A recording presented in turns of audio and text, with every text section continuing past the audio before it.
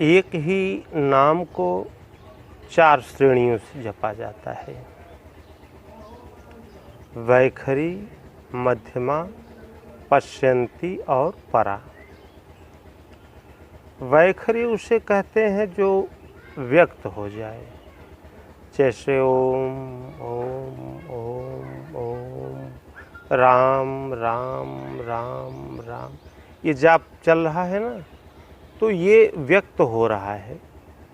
इस ढंग से उच्चारण करें कि ये सबको सुनाई पड़े। इसका अभ्यास करते करते जब मन में और अधिक क्षमता आ गई तो मध्यमा अर्थात मध्यम स्वर में जप, अर्थात धीरे धीरे जाप करें। यह उच्चारण कंठ से होता है। एकांत में शांत बैठकर कंठ से उच्चारण करें। हल्का सा जीभ का सहारा दें। ओम राम राम राम राम राम राम राम। एक ऐसी रट लगा दें कि उच्चारण अवश्य करें, किंतु उसे केवल आप सुने। पास में कोई बैठा हो तो उसे न सुनाई दे। जैसे कभी कभी शांत एकांत नीरव रात्रि में झिंगुर बोलता है तो वो 10-10, 15-15 मिनट तक एक धुन बांध देता है। तो इस तरह से मध्यम वाणी का जप करते करते मन में और टिकने की क्षमता आ जाने पर पश्यंती की अवस्था में प्रवेश मिल जाता है।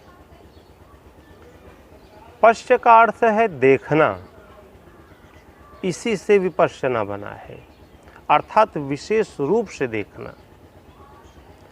चारों ओर से चित्त समेटकर श्वास को देखो।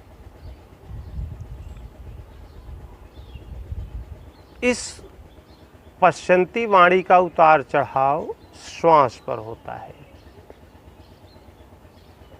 इसके लिए शांत बैठ जाएं और मन को हर ओर से समेटकर श्वास में लगा दें और इस प्रकार से लगावें कि ये आती जाती श्वास को देखने लगे कि कब श्वास अंदर आई, फिर कितनी रुकी, कब बाहर गई, इसे जाने। फिर श्वास कितना बाहर रुकी उसे जाने, फिर कब अंदर गई उसको देखें। 2-4 बार इसे देखें और जब मन में यह क्षमता आ जाए तो धीरे से चिंतन में नाम ढाल दें। अब श्वास अंदर गई तो श्वास में ओम, बाहर आई तो श्वास में ओम। इस ढंग से राम जपते हो तो रा, और बाहर जब श्वास निकले तो म। इस ढंग से अपना जाप करें।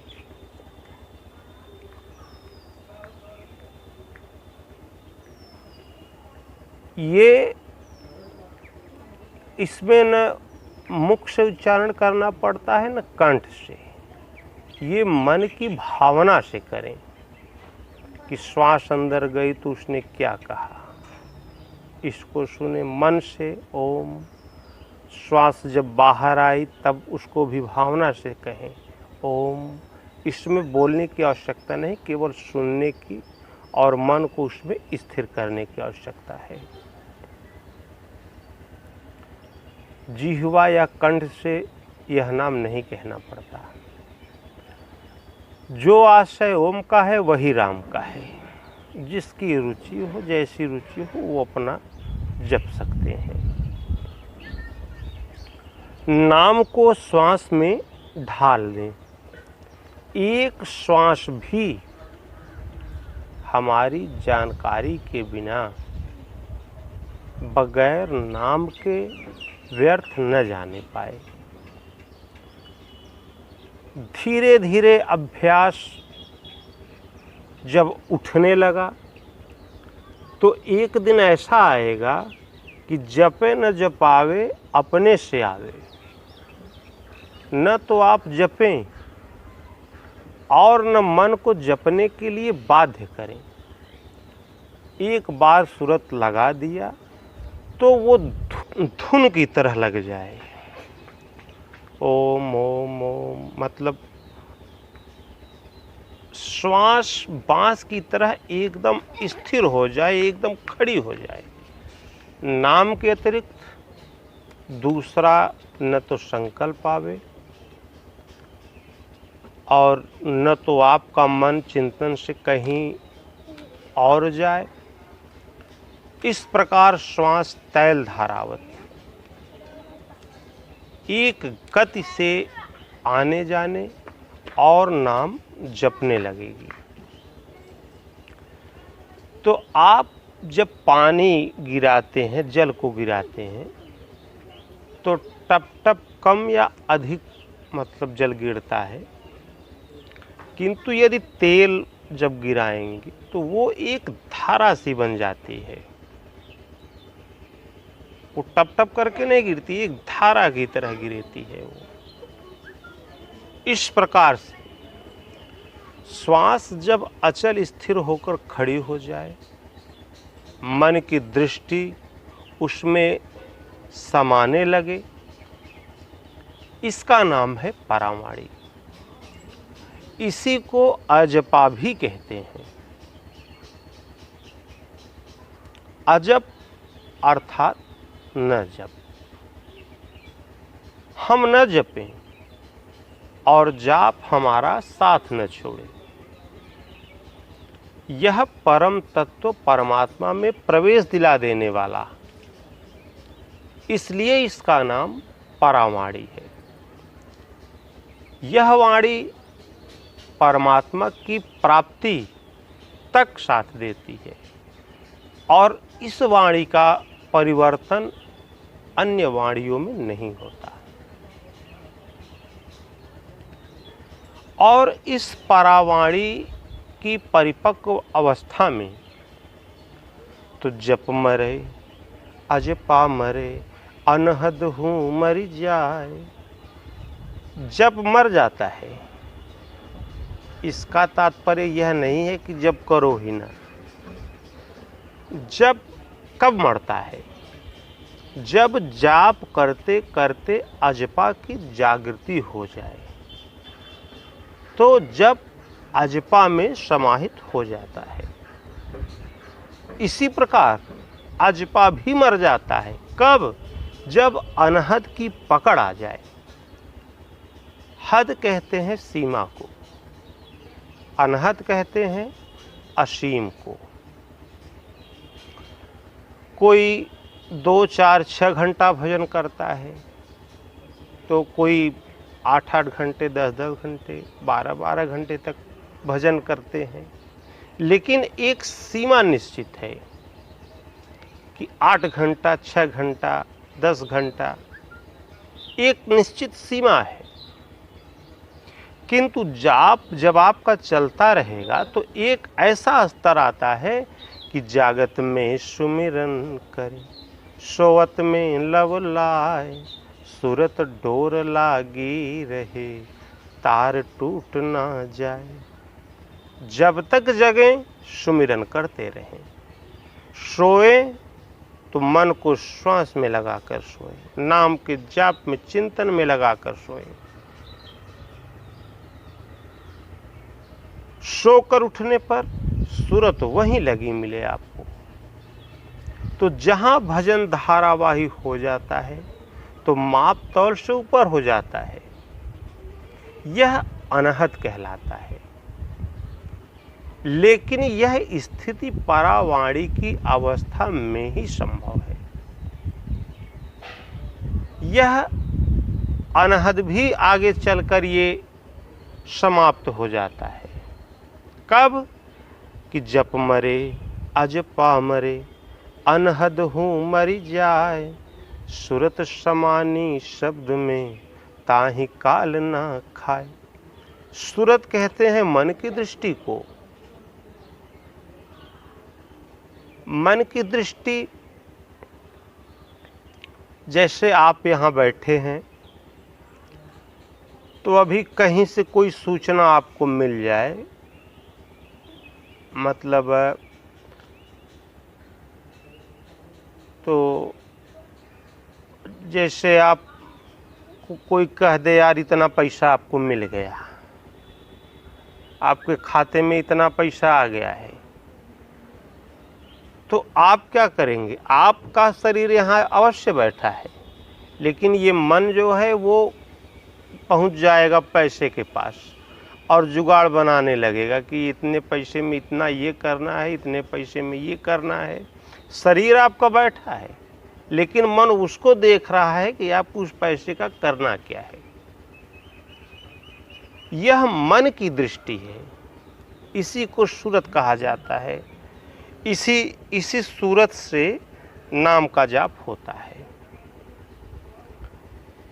यह मन की दृष्टि श्वास में शब्द देखते देखते जब सूरत में खो जाए, शब्द मात्र रह जाए, तो फिर ताहि काल ना खाए। उस समय काल से अतीत अकाल पुरुष परमात्मा जिन अलौकिक गुण धर्मों वाला है कि किस प्रकार वह कण कण में व्याप्त है, वह स्वयं आप में दृष्टि बनकर खड़ा हो जाएगा और सामने स्वयं होकर बोध भी करा देगा। तो इसलिए चिंतन करते करते श्वास विकारों से उपराम ऊर्ध्वरेता प्रवाहित हुई, तत्क्षण भाविक के हृदय में वो जो लक्ष्य है वो उतर आता है। उस समय नियम भरपूर अवस्था में है, प्रेम पूर्ण नियम प्रवाह पूर्ण है एकदम। और इस स्थिति को देखने वाला भक्त साधक जहाँ भगवान ने दर्शन दिया तो वह ब्रह्म के रूप में परिवर्तित हो जाता है। जहाँ उसका दर्शन स्पर्श मिला तो स्थिति मिल गई, जानत तुम्हें हो जाए। वही साधक का भी वही स्वरूप हो जाता है। यह अवस्था परावाणी की परिपक्वावस्था में आती है। परावाणी भी इस अवस्था का दर्शन कराकर शांत हो जाती है। अब भजन करके ढूंढे किसे? आगे कोई सत्ता बची ही नहीं, और न तो पीछे विकार कोई बचा, तो मिटावे किसे? इसलिए अब परावाणी भी क्षीण हो गई। अब वह हरि का जो भक्त था, भगवान का जो भक्त था, वह भजन और भेद से अलग हो जाता है, उसे अभेद स्थिति मिल जाती है। और यही निर्वाण पद भी कहा जाता है। निर्वाण अर्थात वो वाणी से उसको व्यक्त नहीं किया जाता, वो वाणी का विषय नहीं है,